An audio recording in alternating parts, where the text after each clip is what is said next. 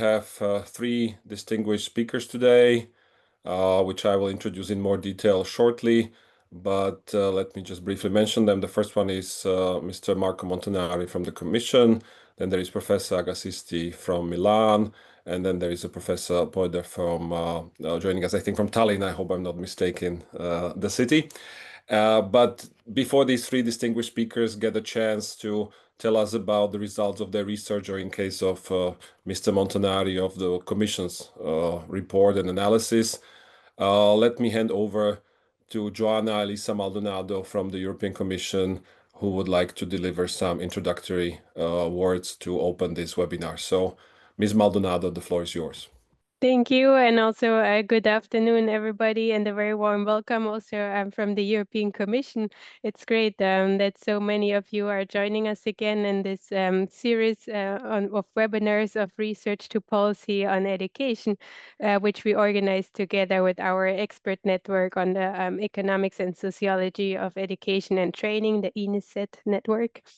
So just a few words on why is today's topic so important for the education systems in Europe. And we know that the funding responsibility in education is the main responsibility of national governments, but also EU supports makes a really big difference. So between 2021 and 2027, for example, around 150 billion euro have been earmarked for education and skills, for example, through the programs of the Recovery and Resilience Facility, Erasmus Plus, of course, and the European Social Fund Plus.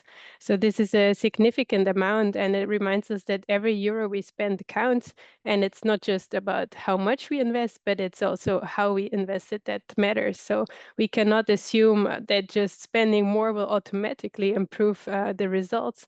Actually, the link between investment and the outcomes depends a lot on the context. It depends on the policy design and on how policies are implemented and practiced as well. So, for example, we see some countries achieve better results with the same level of investments. So this tells us that quality matters as much as does quantity of the investment. So the real challenge lies in making the policies both effective but also equitable and efficient. So effective policies meaning that we truly achieve the make better learning outcomes, equitable policies meaning no learner is left behind, and then finally, of course, making them efficient, so achieve good results without any unnecessary costs. But achieving these three together is obviously a very difficult task, especially in times like now. We have demographic change, we have economic uncertainty, and skill needs are evolving over time. And research cannot give us a single solution either, but research can tell us what works and also for whom it works and under which condition it would work. So this is what today's webinar is about. So today we want to learn from evidence how to make smarter education investments with a real impact. And just before we begin, a quick announcement as well on our next Research to Policy webinar in education, which will take place on 27 November, and it will focus on effective teaching strategies and literacy. You can already register for it, so the link should be popping up in the chat now. And with this, thank you again for joining us, and let's get started with the first presentation. Thank you very much, Joanna, for this introduction. And let me briefly introduce Dr. Montanari from the European Commission. He's an economic and policy analyst at the Director General for Education, Youth, Sport and Culture. He's also our scientific coordinator on the Commission side of the ENISET network, and he has a PhD in economics from the University of Bologna. So I think he is more than qualified to present the Investing in Education 2025 report from the Commission and its implications for the efficiency of education investment. So, Dr. Montanari, the floor is yours.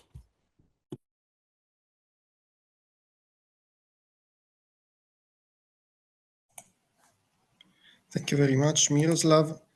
Let me just share the screen. Can you confirm that you see it correctly? Yes, we do. Okay, perfect. Then we can start.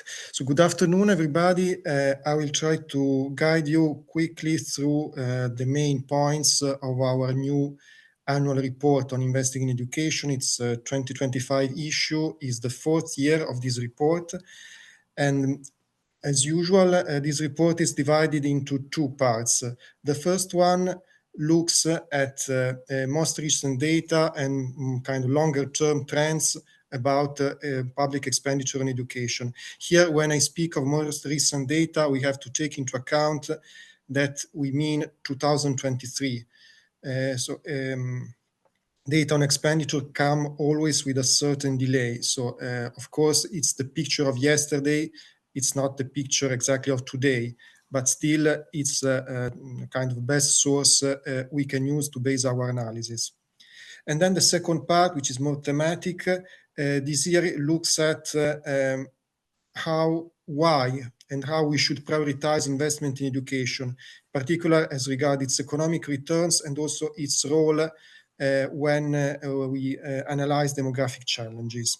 Then if we start with the basic data, we see there is quite a lot of heterogeneity, quite a lot of variation in the way EU countries spend on education. Here we have the 2 main indicators. So you see the blue bar represent investment on education as a share of total public expenditure, and then the red bars represent public expenditure on education as a share of GDP.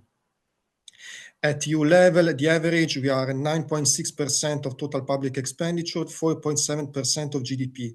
But you see that depending on the structure of national public expenditure and also, of course, political preferences also in terms of expenditure, the situation differs quite a lot among EU countries. If we take a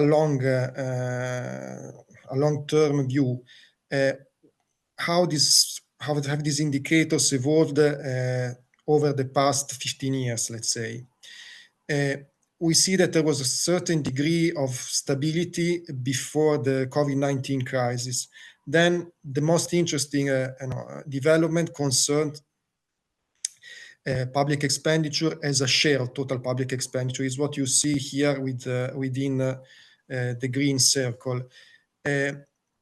You see quite a big drop around the COVID-19 pandemic, then a slow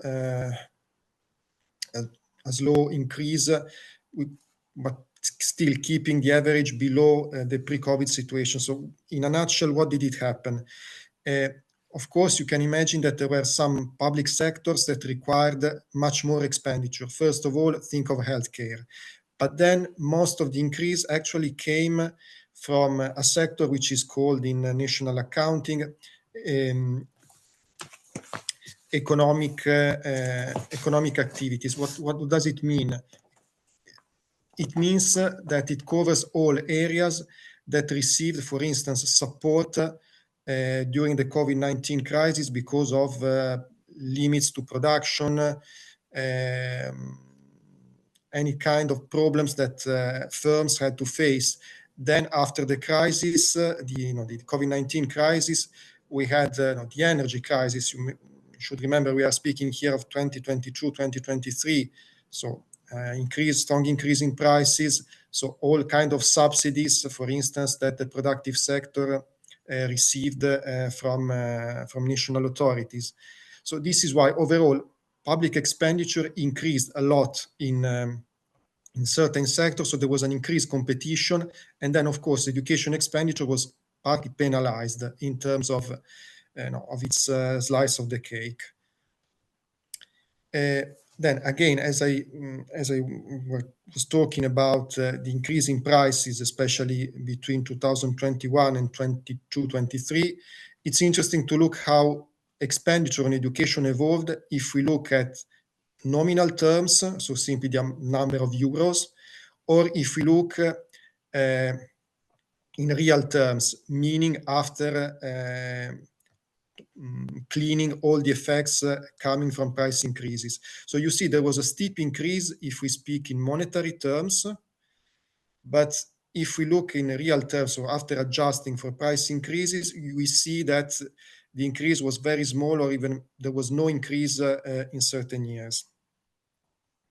So if this is the picture, the general picture in terms of indicators, now we can move to the second part of the report, which focuses on first a kind of quick literature review of kind of consistent research findings showing that skill formation is one of the main drivers of sustainable competitiveness, which leads then to more economic growth and resilience in the long term. There are lots of estimates, which are also quoted in the report, about the potential long-term economic impact of increasing now young people's basic skills. Of course, it's important to think of long-term. Why? Because, of course, our young people are not entering the labor market today. So whatever kind of improvement we make now will take, of course, a long number of years to materialize fully into the labor market. But of course, it's an investment that is made now to reach the results in the future. But then there is a big unknown in front of us, which concerns both education systems and our economies. And it's the ongoing demographic transition. Why? Demographic transition means, in concrete terms, that we have now fewer children. We will continue having fewer children, you will see in a minute, for a certain number of years ahead of us, which of course will translate first in fewer pupils and students in the education systems, and then into a smaller potential pool of people that can be in the labor market.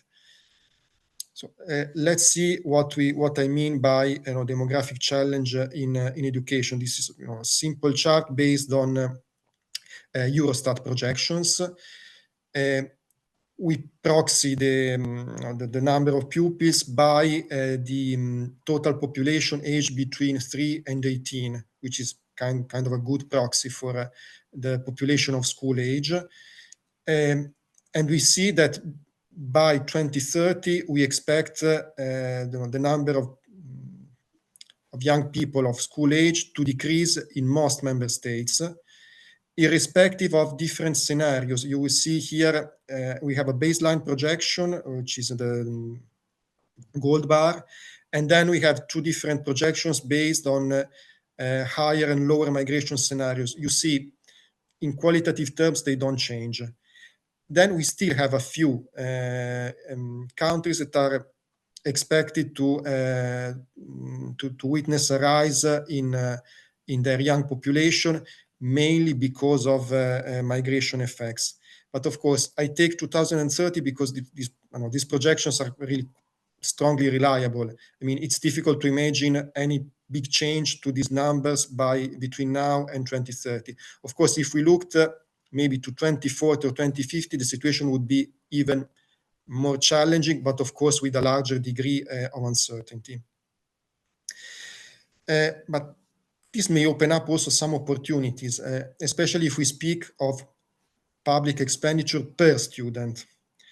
This is a bit of a follow-up from the previous chart.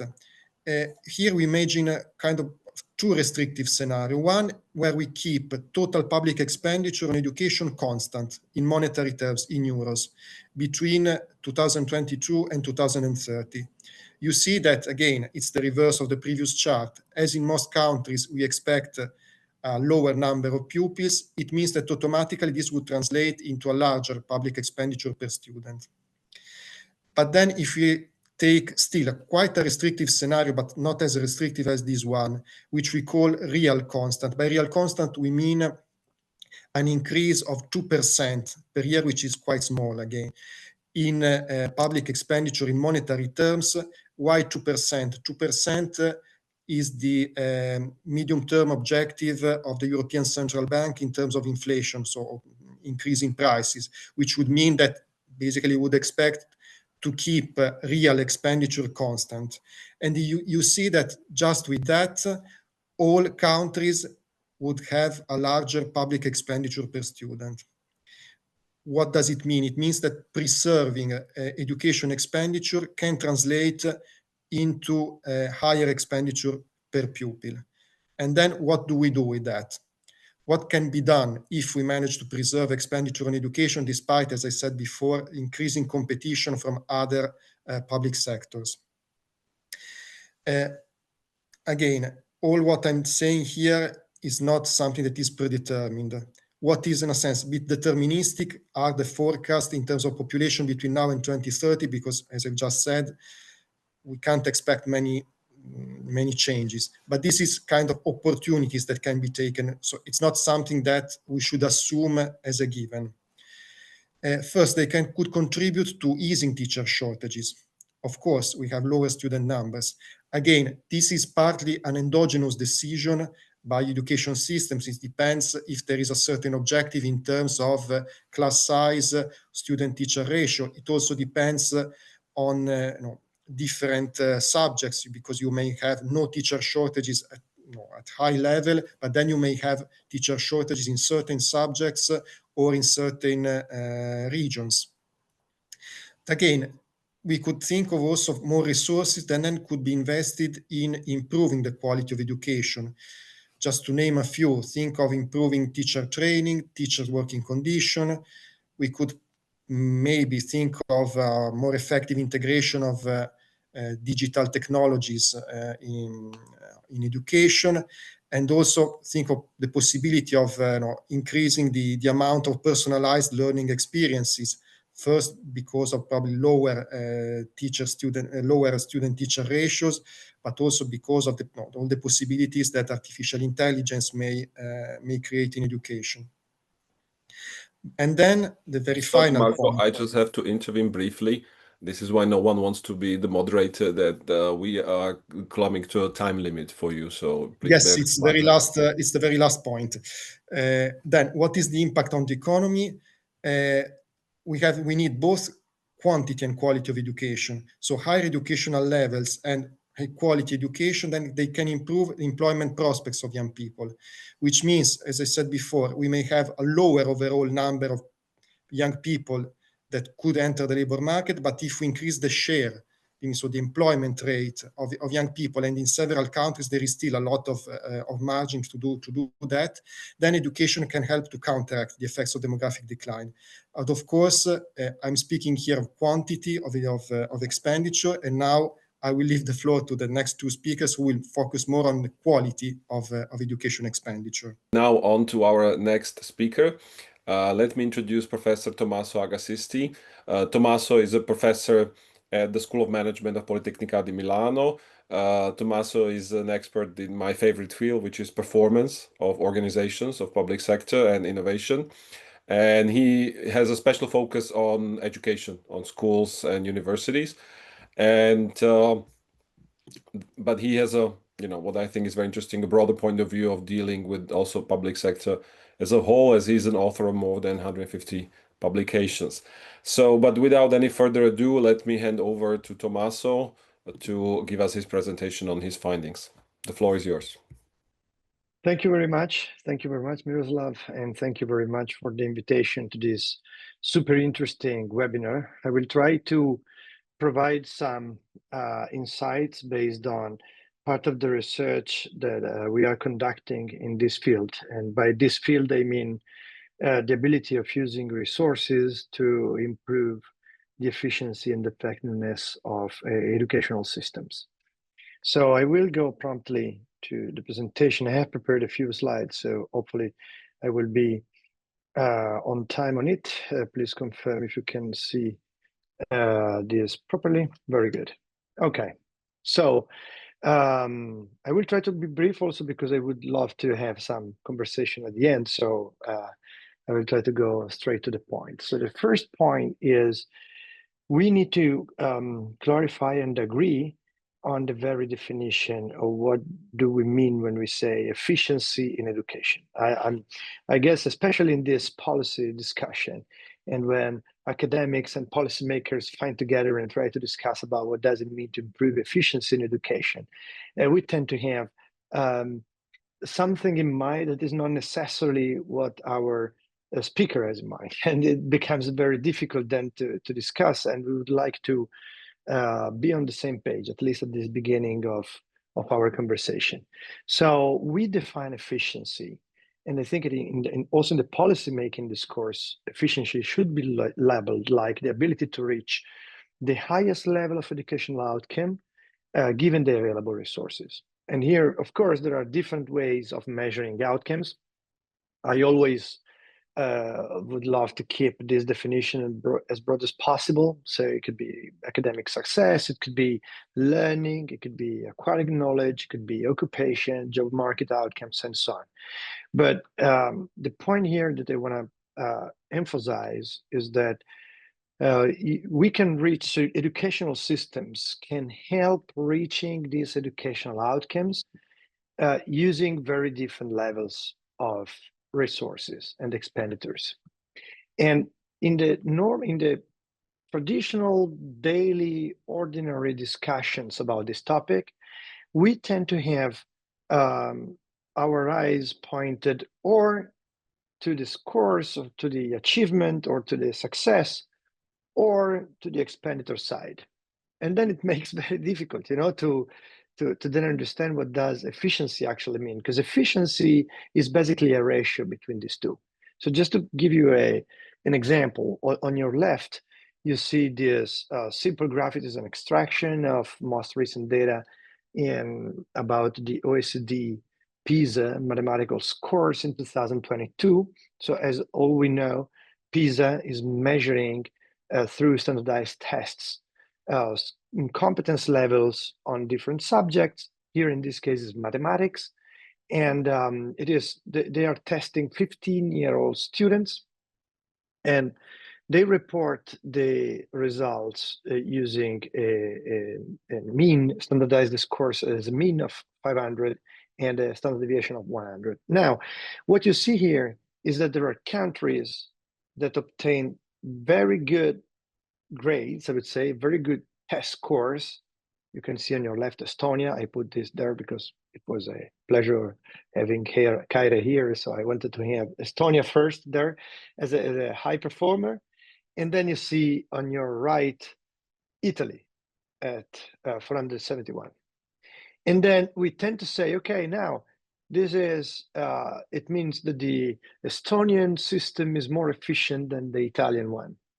And it could be the case, but we don't know based only on these test scores on average. What we know is that on average, the 15-year-old students in Estonia perform better than the ones in Italy. But does it mean that it is efficient? Has been this result obtained by the use of an appropriate amount of resources? And we don't know. For answering this question, we need to move to our figure on the right. When you see, for example, in this case, you see the general government total expenditure on education in the year after this test, but it tends to be quite similar. And then you can see, okay, if we pick this amount that you see here, that is pre-primary, and then you see primary and secondary education, then these two bars, the first two bars represent the expenditure of the government as expressed in percentage of GDP. And then you can see, well, there are countries that are spending more, countries that are spending less. On average, you see, for example, just to say our two countries, this is the expenditure of Estonia, and this is the expenditure of Italy.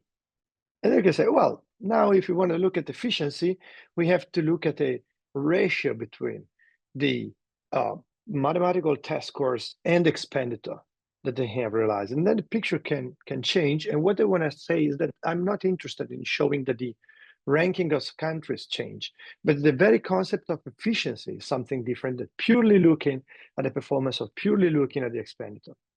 We can say here, well, maybe Italy is spending not enough, but we don't know, because if we're answering it, if it is enough or not, if you assume that there is a relationship between expenditure and results, we should observe the ratio between results and expenditure to answer this question properly.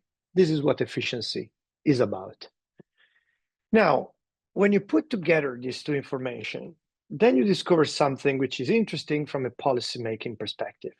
Here is a simple graph in which you have on the horizontal axis, you have the cumulative spending per student expressed in $1,000 purchasing power parity.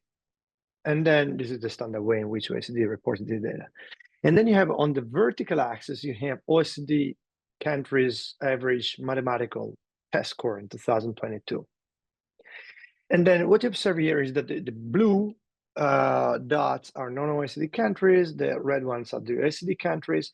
And then what you see here is that if you look at the level of spending here, if you look at, for example, at this group of countries in the middle of this distribution, then you see that for quite different levels of expenditure, you have quite similar average test scores in mathematics. And then if you look the other way, you see that for the same level of spending or very similar level of spending, you have quite different test scores in mathematics.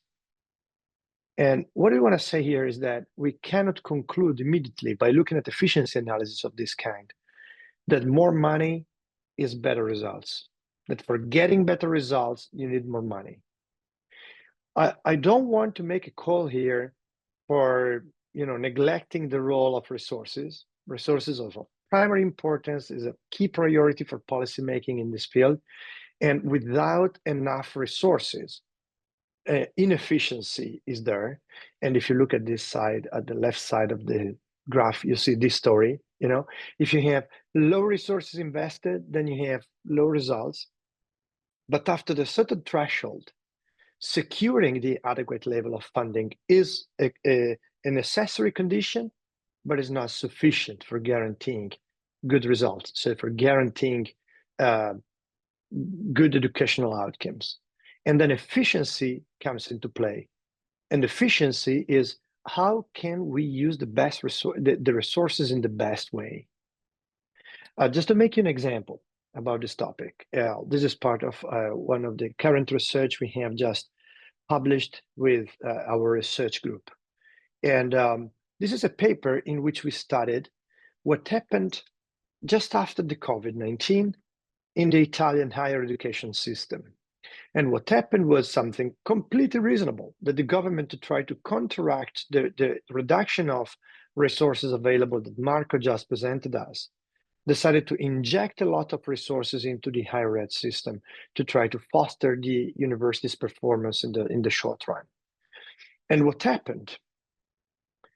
Well, it happened that, of course, given that the ability of obtaining good results with the money, by results I mean number of graduates, number of publications, the impact of universities in the society, that given that it takes time to obtain this result, in the short run you have more resources, lower results.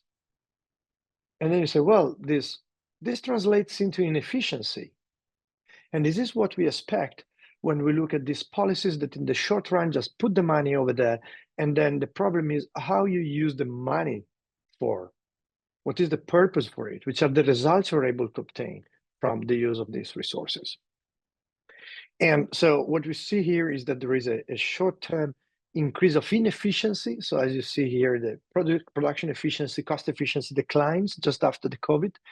And then we bet that if we use the money in the proper way, now in the short run, there is more inefficiency, but then in the medium long run, you will have more efficiency actually. But then all the problem becomes how you use the money. And all the problem of the people who are working in this field, including myself and the people working with me, are to better understand which are the mechanisms that are behind the ability of improving efficiency in the educational system. This discussion will take forever if we enter into this and we say, well, there's a lot of policy discussion about which are the levers you can move to try to improve the efficiency in educational systems. I don't want to be exhaustive in what I'm telling you. I want to just to provide few simple examples and suggestions and hypotheses coming from the empirical research we are conducting with our research group. So I will provide 3 suggestions. They are not exhaustive. They are not, and even they are not the most important eventually, but they are levers you can use for this purpose. So the first one is technology. One of the promise is by using more technology, we are able to use the resources more efficiently. We can improve the performance of educational system. What we know from our research, this is what is emerging from one paper published just recently with our research group, is that, okay, if you look at the use of ICT at school and how much of the instruction time is mediated by ICT, and the amount of ICT resources you have available at school level, then what we observe is that, well, having ICT tools available is not enough. We have invested a lot of time in the past years to give the money to educational institutions to buy ICT equipment. Necessary condition to use ICT properly, not sufficient. Our analysis reveal, by looking at school level data in 23 European countries, that actually efficiency is driven by the way in which you use ICT, and especially in the way in which you use ICT for mediating instructional time in a productive way.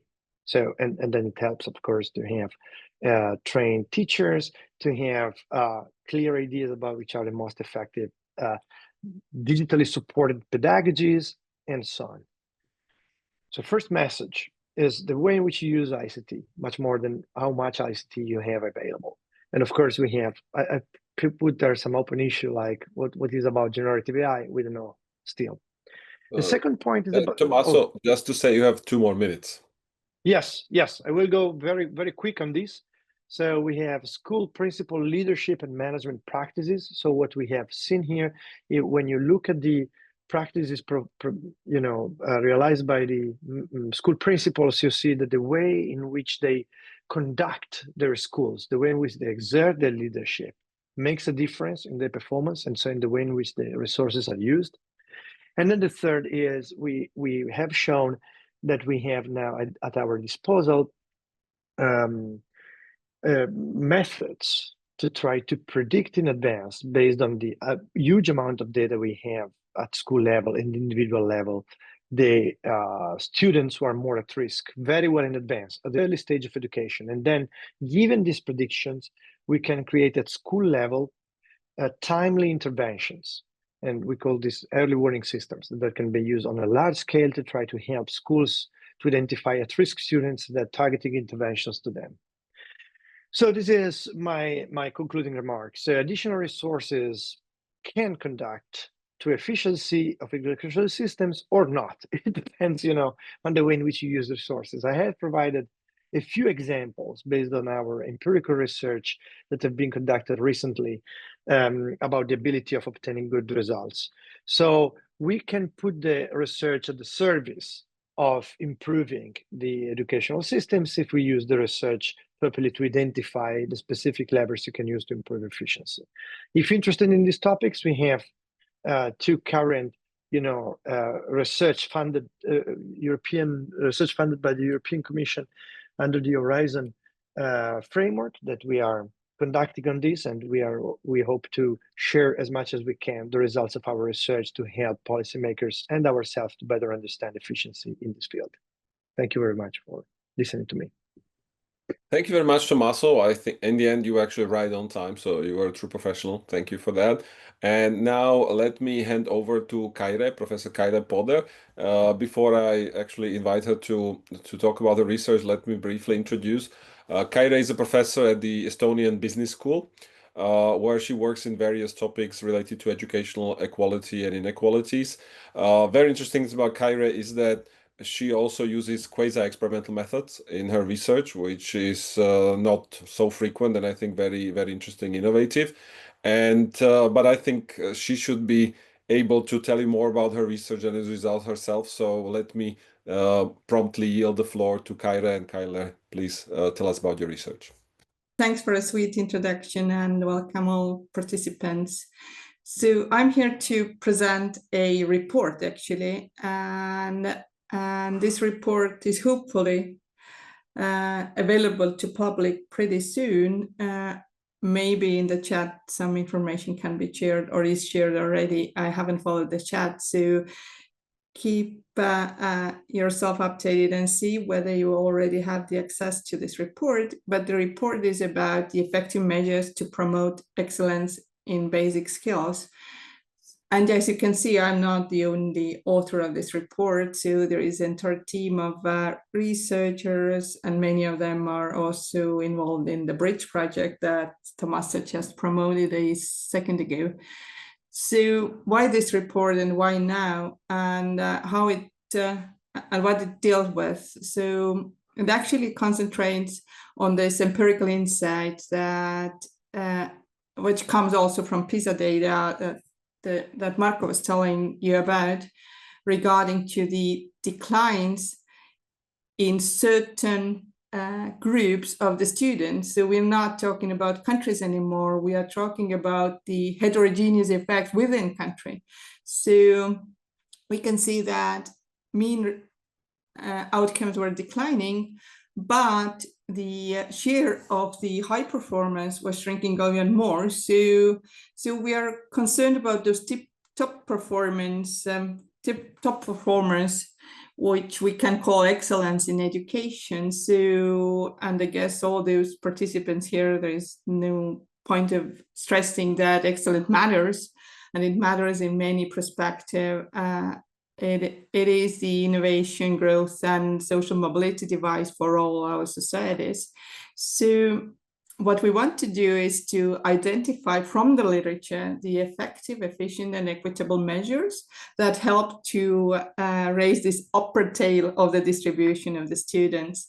And we're concentrating on basic school, so the ages of 6 to 15, and we look at the what we call PISA disciplines, so math, reading, science outcomes. So the first thing we were struggling about is actually how to define the excellence, and the easy definition is provided to us by PISA itself, by saying that, hey, top performers are those who perform at the high levels of PISA, meaning that they are able to solve complex problems, they are able to think abstractly, and they are self-directed, so they can kind of independently go to the self-regulating types of learning. But if we look at the literature, of course not, us as a researcher are not following this definition, so we can think or define those giftedness as a potential. We see the studies who say that there are studies regarding high achievers and top performance. So the first thing in the literature that all the education research is known as a, I don't know, core of the education studies is that, hey, always the educational outcomes are correlated with the background characteristics of the students. And this is a feature of all societies, even though it varies. In some cases, it is like 20% explaining the family background. In some others, less. But still a big component of it, the high performing outcome is the parental role. So it means that what we need is some sort of the studies which control for it. And controlling for it can be many ways. It can be experimental study, so it's very well designed, or you can really run the quasi-experimental study, which really counts for it, that you clean the effect from this family background. So we are searching this evidence-based practices, and this evidence-based practices means that very robust studies. And the other measurement problem what we have is very much related to this, that performance is endogenous. So it's not only your background, that this is also your values and personality traits, your self-regulated skills and all this that drives your outcomes. So maybe it could be put that we are searching for the channels that allow us to increase those values that contribute, or cognitive skills that allow you to support your learning. So As I said already, PISA subject, one more constraint, we're concentrating only what we call Western democracies. So there are quite a lot of studies regarding to the authoritarian states. So those are neglected. Our evidence base, as we said, are all quasi-experimental studies. There are some time limits, so 25 years, recent studies. And what we use as a process of running this study is something what can be called like, I don't know, literature research or protocol search. And instead of the typical study where you concentrate on mean effect only, we have those three groups to address. We look at the low achievers, high achievers, and means simultaneously. This is just, it could be confusing, but I want to convince you that we didn't go through 44 studies, which is the end result, this final inclusion number here. Actually, there are so many studies if you start this search, but most of them drop out from your attention because there are very few experimental or quasi-experimental studies. So the first takeaways for us as a researcher would be like, hey, produce more high quality research, because out of those 130,000 studies, we ended up only very few as the inclusion criteria. So we have a lot of literature, mostly non-experimental, not Western origin. Few concentrate on the heterogeneous effects. And this was the main kind of problem where we ended up so few studies. Also, the insight is that US dominates by far, and this we saw already with Tommaso and Marco already in this expert group, that US dominates education research. There are some other countries which we know very well as well, like Netherlands is well known in education research as well because of this register-based data that they have.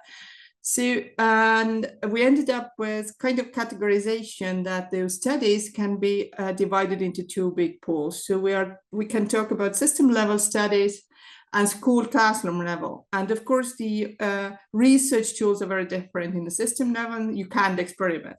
So you can't run big experiments with all the schools, but in the school classroom level, you can do those experiments. So the number of observation is really different. In classroom level studies, the number of observation or the power of the analysis is often very small. So in the system level, we see this like legal changes or some sort of the broad education policy changes, which can run the experimental, quasi-experimental studies. And in the classroom, we have all those practices implemented by the school heads of teachers. So let's go to the outcomes then, and then I report two tables. So I have 3 more slides. Don't panic yet, Miroslav. So maybe the most like interesting is this policy column, where you can see the green and black kind of items there, and we just qualitatively assess the green ones as a good policies. And those 3 groups, high performance, mean effect, and low performance, are reported. And you can read those pluses, zeros, and words there in the table as the comments below the table say. So positive is plus, 0 is null effect. And if it's mixed, then you have both sides, pluses and minuses. So, and no evidence is that this specific group was not studied. And you can see that in the system level, we end up with 6 policies where we have at least above 3 studies, or 3 or more studies. So let's start from the bottom. We have this teacher subject-specific qualifications, where we don't know what to say about high performers. Seemingly there is, like, at least in math and other science-related subject, we end up with the mean positive results if teachers are qualified. School starting age, seems nice, everything is plus, but this starting age is a bit problematic in the sense that this is truncated kind of variable, can't end up with just increasing the school starting age forever. So this is a question of a policy as well. If it denotes school choice, then this is indicated as a randomization. So everybody has an equal chance to go to their preferred school. And here, by our surprise, we see a negative effect to the high performance. So actually, it's very lottery-based choice systems. High performers are kind of not winning from the system. Regarding early tracking, which is like formal, as happens in many countries in the Central Europe, as we see mixed results, so we don't color it green as well for a high performance. And here we see elite tracking, which is kind of late selective intake. Here we see 0+, and we color it green. And in my last slide, I will come back to that. But the last policy here is increasing instruction time. And here, surprisingly, we also see that instruction time is not benefiting often a high end of the grade distribution. It might benefit to the low performers, but not high performers. Let's turn to the classroom. And as I said, there is small group studies, often experimental. And those, the outcome variables are kind of different in all studies. So we have to group it more broad. But here you can see more green colors. So we have listed 5 policies altogether, and we have this ability grouping also colored green, even though we have very limited evidence on this. And the ability grouping, by ability grouping here, I mean ABC grouping, meaning that by levels, the grouping is done. So again, starting from the very end of the table, we move up to the more and more evidence. So as I said already, ability grouping, limited evidence, but positive to the top performing students. Tutoring, mentoring is very dependent. The outcomes are very dependent on the design of it, and I come back to this. By differentiated instruction, meaning that you have your differentiated learning path, we see quite a positive outcomes if it's well designed, and I will come back to it. And then we have also some kind of evidence on the instructional approaches, various digital tools and education technology in general, but those are not colored green by us because we have some evidence that there should be certain mediators and moderators in place, those policies to actually be efficient. So let me wrap it up somehow. So we call it actionable options or the policy outlook. And one kind of interesting insight, at least for me, was that, hey, how you implement those policies matters.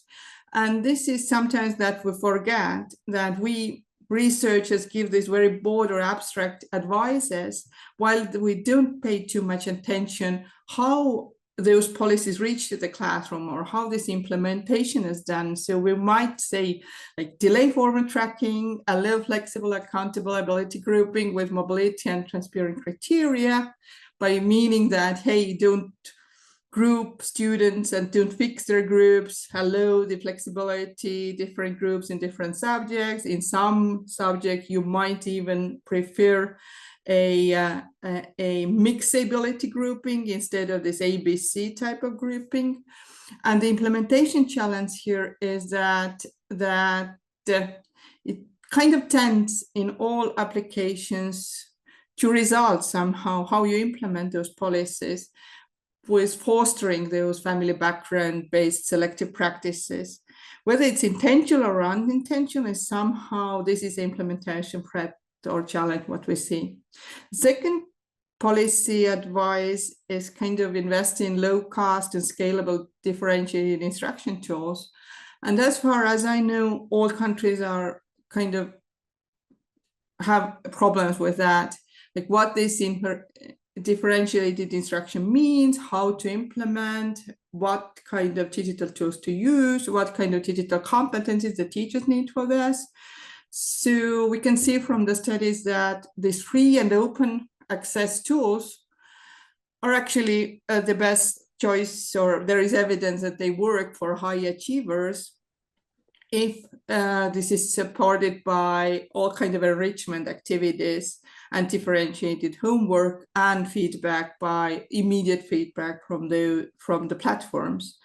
And of course, Kaire, we have again. I'm sorry, I have to cut in, but you are actually already running over time. So if I could ask you. Oh, sorry, I'm so bad. Let me end just 2 more sentences. So the implementation challenge is again ensuring this instructional quality or the teacher's pedagogical competence, which kind of moderates the outcomes.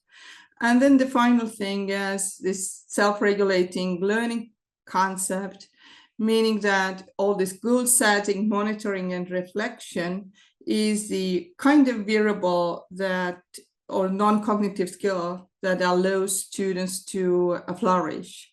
So in that regard, we sometimes forget about the preconditions of the cognitive learning are often non-cognitive skills. So thanks for it, and sorry for going over time. Thank you so much, Kaire, and thanks to, relative discipline of our speakers, we still have time for questions and answers and discussion, which I think is great and what we all wanted. We actually had 2 questions from the floor during the presentation, so I think we could answer them first and then go to the Padlets, which are more broader.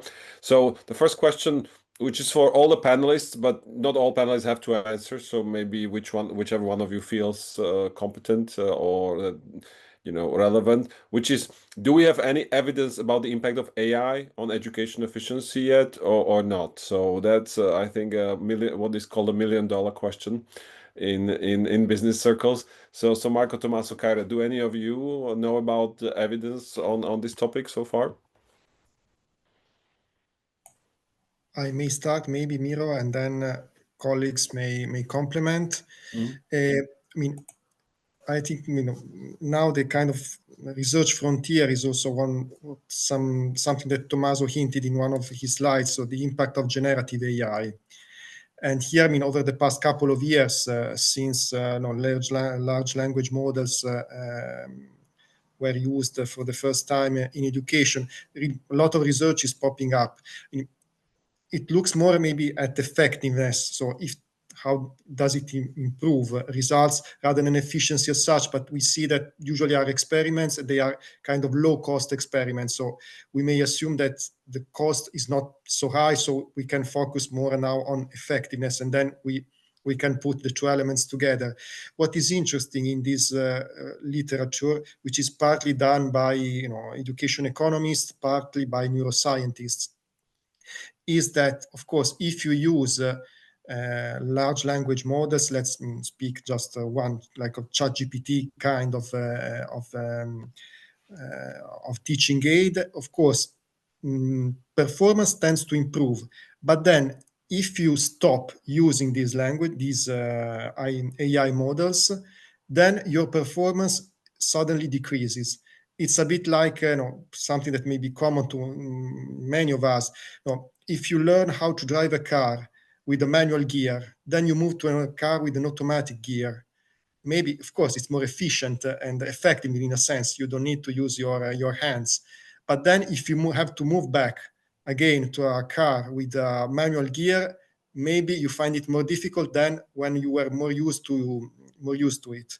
So there is an issue of a kind of trade-off between immediate gains and maybe longer term problems. And it's also something that is mirrored in neurosciences. There are studies showing that brain connections are weaker when we use AI tools. Of course, there may be also safeguards, like if you use AI tools not to provide immediate answers, but to provide maybe hints to challenge and to guide students. So this is a possible probably avenue. So in a sense, I would say that the kind of preliminary evidence that is now in very recent literature shows that there might be some good applications of AI which can be effective and efficient, but with a lot of caveats, because in the end they may have undesirable long-term effects. Okay, Tommaso, Kaire, if any of you want to add, but I would just ask us to keep the answers maybe up to a minute so that we can have time for all the things we are being asked and also for the Padlets. So I don't know if Kaire or Tommaso want to add anything on the subject of AI. I just comment that I know this one Hungarian study which shows that the outcomes were negative, largely negative, but it generated quite a big scandal by ethical terms, because if you experiment in the classroom with such things, students can go to the court by saying this is a human right to use AI. So you can't ban or kind of experiment of the generating a control group who can't use it anymore. So if you're interested, you might be at least research, but maybe also policymakers about this Hungarian experiment and how it all went wrong. So nothing else to say. Maybe before going to the next question, which is specifically for Kaire, let me also add one thought, which is that I think such transformational policies as instruments as generative artificial intelligence or basic income, which is of course a social policy instrument that can be equally transformative and on which many experiments were done. I think you cannot really capture the effects on society in limited controlled experiments. I think once they get widespread used, both in terms of number of people, also in terms of the intensity of use, they tend to over time produce a much more comprehensive change than you can capture in the experiments. So to use a basic income, if you now give 1,000 people basic income for 1 year and you see what happens, that's not necessarily what will happen if everyone gets basic income for 15 years in a society, because then the societal norms will change and lots of things will change. We do not change with this. So I think it's also going to be the same way with generative AI, that some of the major influences will be seen only after quite some time and after the whole society adopts it. So it's going to be a big surprise. But the next question, maybe less speculative, is specifically with Kaire. You showed the effectiveness of various interventions separately. Could you elaborate on how these interventions work in combinations? Do different measures interact, and is there a most effective mix? Yeah, I already tried to avoid this question by responding in the chat to Christoph. Good question, I don't know. So, but yeah, to take it more seriously, then this is a first step. So I guess we go further to the meta-analysis. What is the difference of this qualitative literature review and meta is that we can really quantify and also control for maybe interaction and some kind of effect. So this is our next step. And yes, I keep you updated. I keep everybody updated if you invite me after a year or so, so I can give new insights. Thanks. Thank you, Kaire. I didn't want to spare you this question, but the next question is for Tommaso. And after this question, I mean, we don't have any more, but even if we do, I will go to the Padlet so that we have time to discuss those, and then we can come back to questions always. So the question is rather complicated. Could you explain how you measure the efficiency of time spent with ICT-mediated instructions? E.g., if it's a teacher spend more time using ICT on average, but achievement has diminishing returns, would that translate to lower efficiency? So Tommaso, please. Very quick. First of all, a clarification. In our paper, we didn't measure the efficiency of the use of ICT. We measured the efficiency of the schools, and then we try to correlate with the use of ICT by the teachers. It is a question that asks the teachers how frequently and for which purposes they use ICT tools within their instructional time. But the second part of the question is it true that if you use more time on ICT, it will translate, given the diminishing returns of education, on lower efficiency? And no, the point is, if you use more time than before, also using ICT, it happens. But if you're substituting time from, say, traditional in-class or analogical, education with technological supported one, and the latter is, have increasing returns, then it can translate into efficiency, given the same amount of time. Then the point is how much time you need to learn how to use, and then how much time you can save because of the use of ICT, and which are the returns to the use of ICT. And this is a very complex thing that it necessitates to look at the specific use by the various teachers. Thank you, Tommaso. When I saw that question, I thought I would really be in trouble if I had to answer that. So thank you for being able to give us quite a very lucid answer. Now on to the tablet. Let me share my screen for the audience. These are three topics. This is the first one of three topics we would like to cover in discussion on this webinar. I think the PPMA moderators will provide the link for you in the chat to that. And if you want, you can go to this link and add maybe your comments, and we can come back to them as a part of this discussion. We have 3-4 minutes for each one of those. So the first question or first topic is, what policy tools and funding mechanisms could the European Commission develop to help countries make the most out of their investment in education? I would suggest, if that's okay, to have Marco start on this, and then of course Kaire and Tommaso can add as they see fit. So Marco, what is your view on the policy tools and funding mechanisms that you could develop? Thank you, Miroslav. I mean, I will start by very quickly talking about the tools and funding mechanism that we have, in a sense, and then we can listen maybe and read what comments may come from our participants. I mean, in terms of policy tools, we have a dedicated tool exactly to help countries improve the quality of their investment in education, which is the Learning Lab on investing in quality education and training, which is an initiative that we started in 2022. And we work together with member countries, for instance, to provide specific training on how to do evaluations.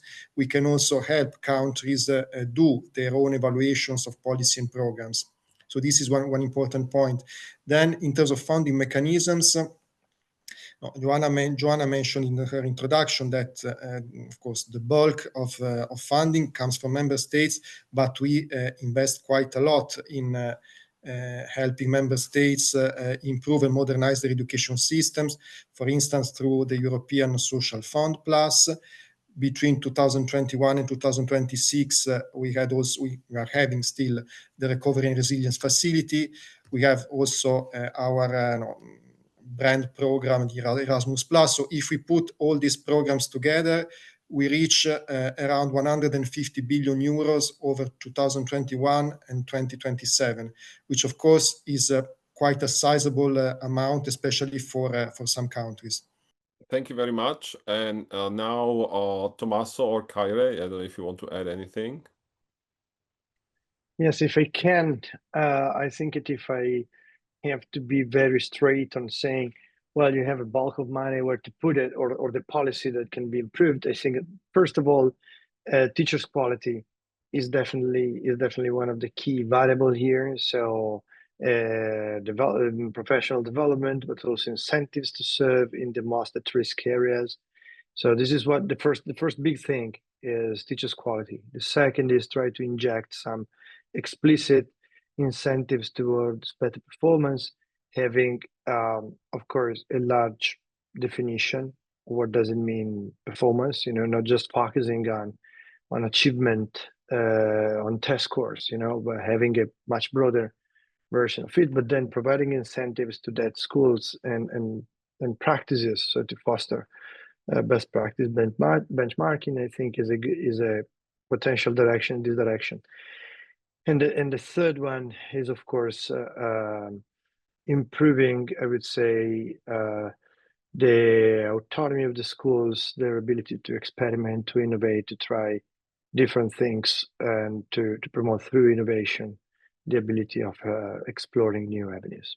Thank you. Maybe I can just reflect back on, sorry. I was thinking that maybe I can reflect back on this Estonian experience, which have used European Commission funds mostly to build new schoolhouses. So the biggest advancement what we have had, that to get rid of this Soviet style, very homogeneous school spaces, is this, like, how the school should look like, or how this modern school should look like. So this has been a great help from European Commission. And of course, there are not many studies which will kind of report causal effects of the space or school environment on outcomes. But I guess there is some evidence that it might be vital. So thanks for it. Thank you. In the interest of time, I'll go to the second Padlet. So I mean, there were some interesting topics, and you can comments on the webpage, and you can still take a look at that. But let me move on briefly.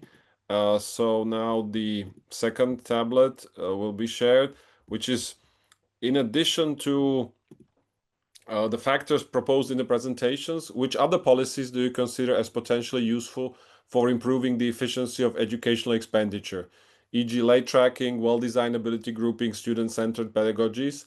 Here, maybe I would reverse the order and start with Kaire, also in light of her presentation. Yes. I guess first thing is whether we all, like countries, consider the top performance as a problematic group, or whether we orientate ourselves to still this equity and inclusion, which has been like last 10 years in policy kind of focus, and many projects and a lot of money has dedicated to those studies to help the lower end of the distribution. So I guess every policymaker has to first ask this question: can we do both this end, low end and upper end, or there is no compromises as such? As you could see from this green lines in our tables, there were very few policies, and even then we have these implementation challenges, and they are very much related. In the state level or system level, we had only very few to say, or very few evidence to say that you can do this and that. So in that regard, I guess you should still ask yourself, like, whether we should deal with this equity inclusion perspective or focus more on the upper end. And this is painful, I know. This is super painful in that regard, and I don't have the solutions regarding that. It is just policy priorities, I would say. But we here in our research group have been long time this like school choice researchers, or concentrating on school choice, and we think that there is a promising avenue, and there's like really well designing, centrally designed school choice policies, meaning that you ask parental preferences, you design central priorities to schools, together with kind of late tracking plus a very well-designed ability grouping is a promising end. I don't know if Tommaso or Marco want to add anything. I also take a look at what our participants are writing. So, yes. Tommaso? Yes, if I may just, very brief. I think here, this question is raising the topic that to improve efficiency of educational expenditure, they must be coupled with some specific policies that can enhance the incentives that individuals and institutions have within the educational system. In this respect, I think that everything that can provide more explicit incentive, like, for example, more school choice is a hotly debated topic that should be considered, like how to provide the financial and informational tools to family to better choose schools is something that can go in this direction. And of course, everything that is related with better managerial practices by the school can also go in this direction. So the ability of school principals to exert some degree of innovation within their activity is also something that can go in this direction. I also quote what Kaire was saying before, about the necessity to design carefully each of these interventions, because I think the most problematic approach is when you have an intention, and then the way in which the policy is implemented goes in a different direction. And then it is very, you create a bit grouping under a certain idea, and then it appears that it's something completely different. So even if I see what Christoph is suggesting there, the ability to have data available to evaluate the policies that are implemented is something that makes a lot of sense in improving the way in which policies are actually enforced. Yes, and that's also what I wanted to ask Marco, is what he thinks about the Christoph suggestion for data-driven governance and accountability as playing a more prominent role. In principle, I can only agree. Of course, it's something that has to also to come not only from the top level, but also it's something that has to come from, say, from a bottom-up process. Because if we, as policymakers and also researchers, so actors that are not working every day into the school or university environment, we try and kind of impose this kind of culture to educational actors, then it may backfire. So I think there needs to be a real a dialogue between researchers, policymakers, and school actors to come to a kind of joint understanding of why we need an evaluation culture, which benefits it may entail, which risks one has to take into account. Thank you. We also have quite an emerging discussion on this topic in the Padlet, as you can see. And so in the interest of maybe covering this in a more comprehensive manner, I think we'll skip the last Padlet in favor of spending a bit more time on this one. So let's make a quick comment before coming back to our panelists. The second is about the need to improve the quality and attractiveness of vocational schools. That's a permanent or perennial topic, I think, in all the countries. But one thing which I think is rarely discussed openly is that the attractiveness is related to social valuation.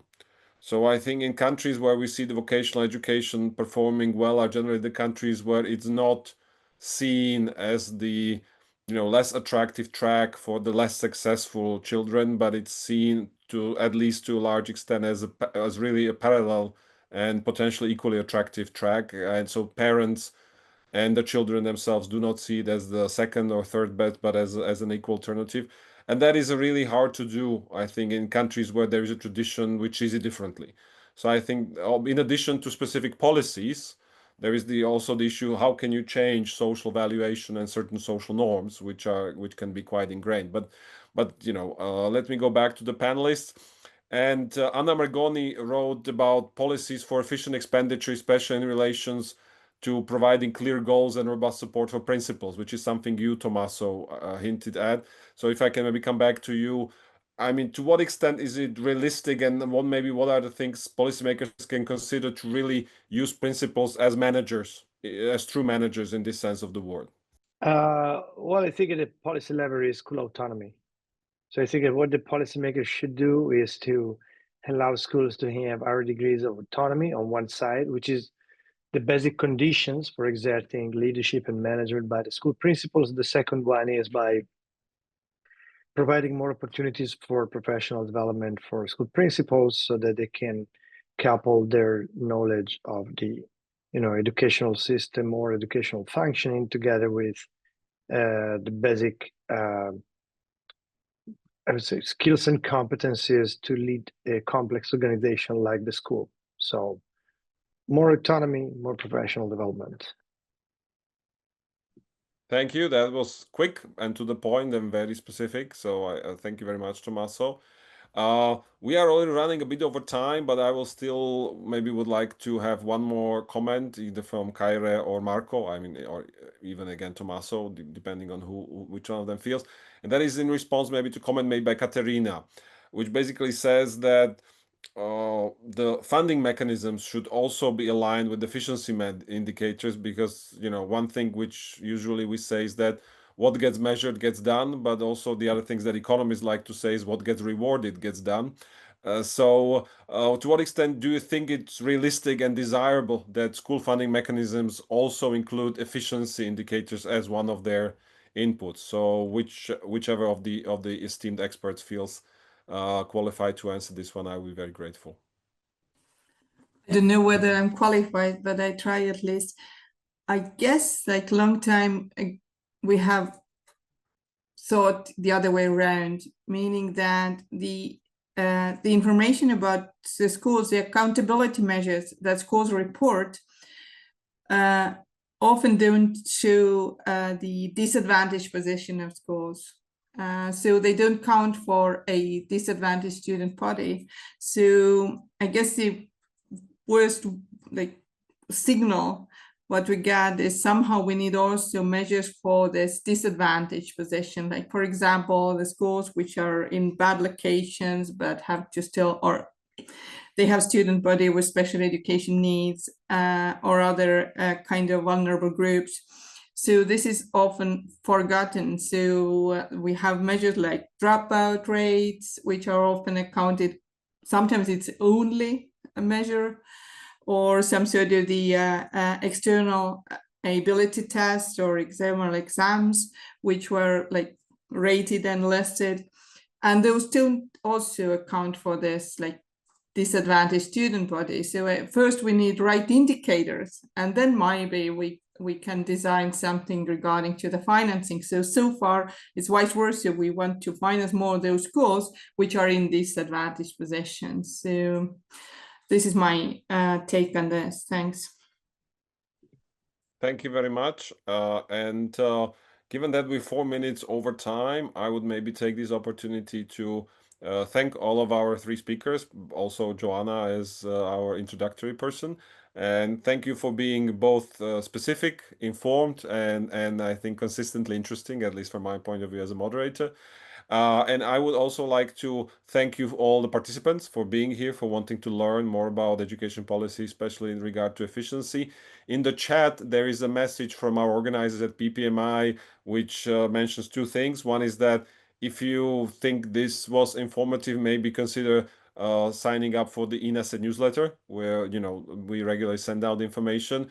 And there is also a next webinar, and there's a link for that there, which we also mentioned in the beginning. So please consider these 2 issues. And otherwise, I just want to thank you for participating, very active participation.